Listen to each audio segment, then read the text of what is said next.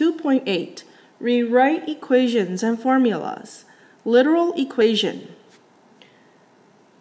The equation ax plus b equals c is what we call a literal equations. Equations such as 2x plus 5 equals 11 or 6x plus 3 equals 15 take the general form ax plus b equals c. The coefficients and constants in these two examples have been replaced by letters a and b and c. So therefore, we have this term. And we can use a literal equation and translate it to a formula of some sort. And we will explore this terminology later. Part A. Solve a literal equation. Solve ax plus b equals c for x. So another way to say this is x in terms of a, b, and c. So we could take ax plus b equals c, subtract b to both sides of the equation to get ax c minus b, and then we can divide a to both sides, so c minus b over a. And then use the solution to solve 2x plus 5 equals 11. So I know 2 is a, positive 5 is b, and positive 11 is c. So x equals 11 minus 5 over 2, which is 3. And let's take a look at another one. Ax and bx are my like terms. I'm going to collect them. Ax minus bx equals c. And then I'm going to factor out the x by using the distributive property. And then x would equal to c over a minus b. And then I can let this be a, b, c. X equals 20 over 11 minus 6.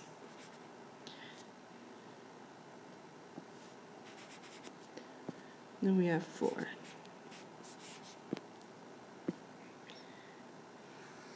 Part B. Rewrite an equation in function form. Isolate the variable y so that y is a function of x. Remember, function form is just y equals mx plus b. Y here can equal to f of x. We will look at this a little later. So what we can do here is first simplify the coefficients and the constant. So 4.2 divided by 2 is 2.1.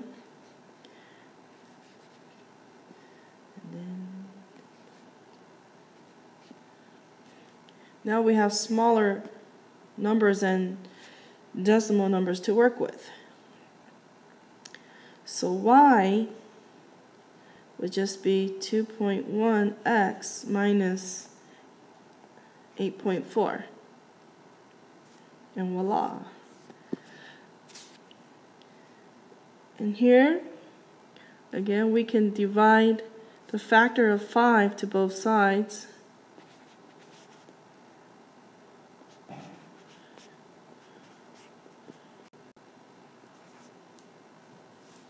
And now I can divide the entire equation by a factor of 2 because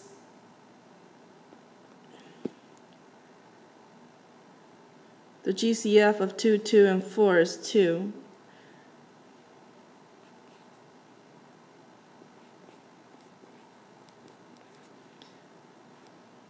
And then I can move negative x and negative 2 to the right-hand side by taking the inverse.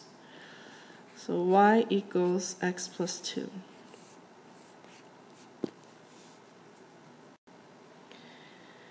And here, the next one, negative 11y, keep that.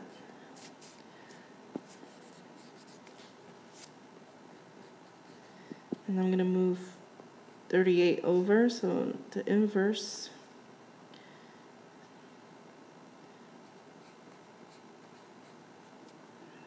is negative 33.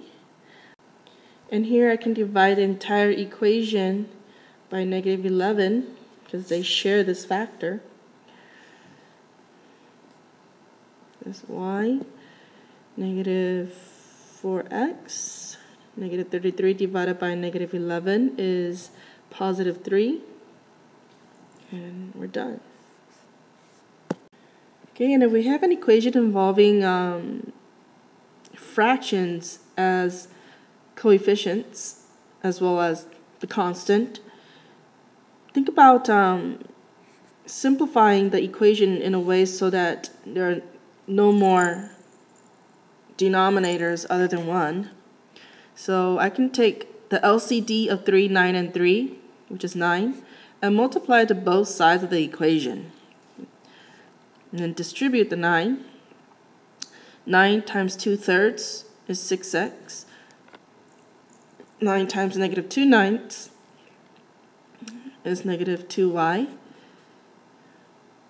Negative 1/3 times 9 is negative 3. And I'm going to isolate the y. So that's going to be 2y, 6x plus 3. So basically I moved 2y over and negative 3 over and switch the signs. And then I'm going to divide 2 to all the terms to get y equals 3x plus 3 over 2.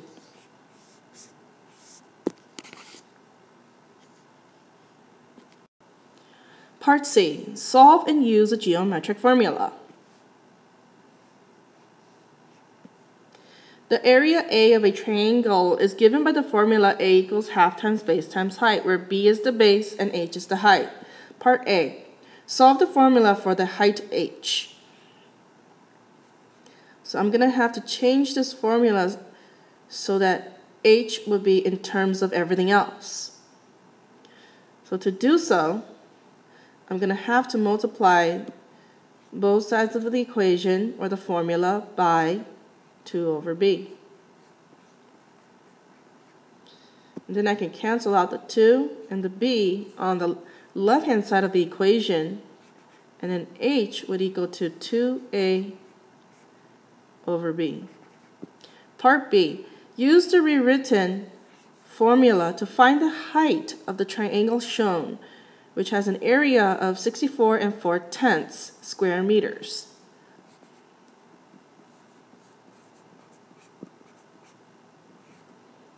The base is given to you, 14 meters.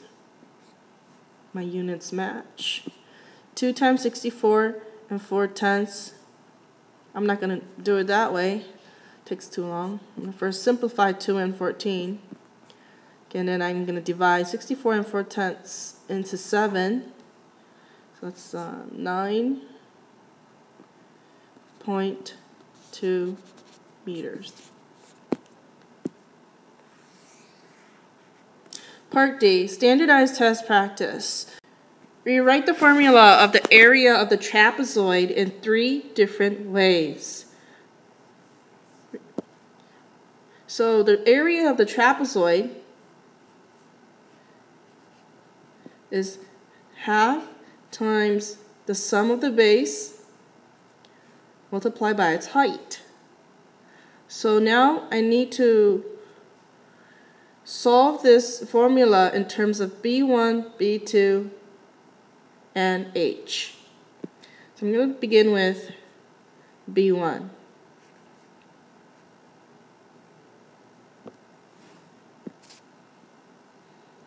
So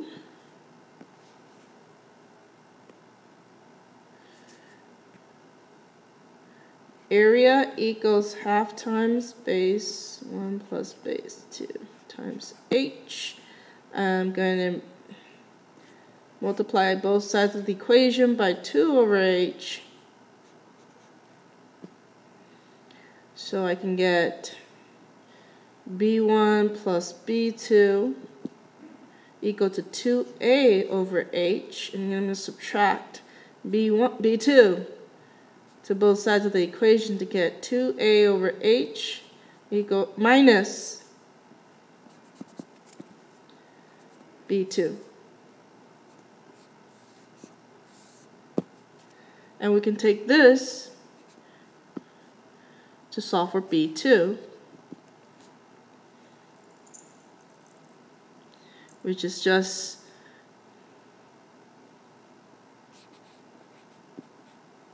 (2a over h) minus b1.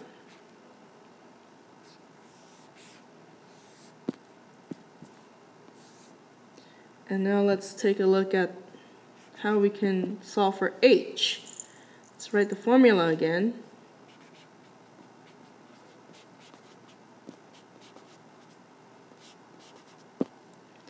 Okay, and let's look at this.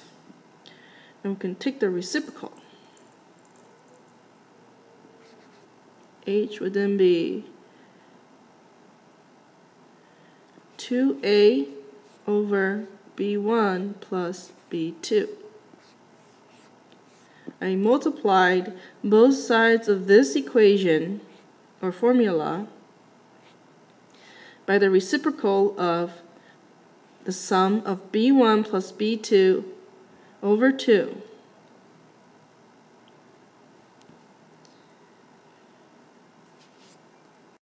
Let's take a look at one word problem. To participate in a bowling game, you pay $25 sign-up fee and $12 for each league night that you bowl. So this is a fixed cost, and this is a rate that will increase for every night that you bowl. So the total cost in dollars is given by the equation C equals 12x plus 25, where x is the number of league night you bowled. Solve the equation for x.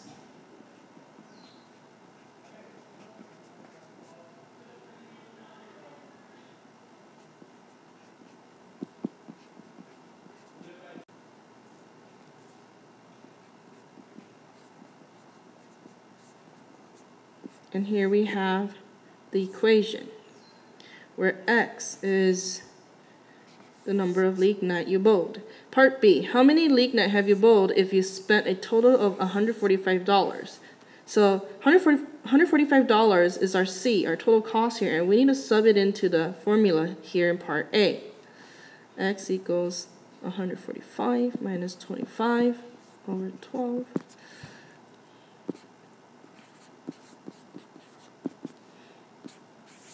No, 10 league night.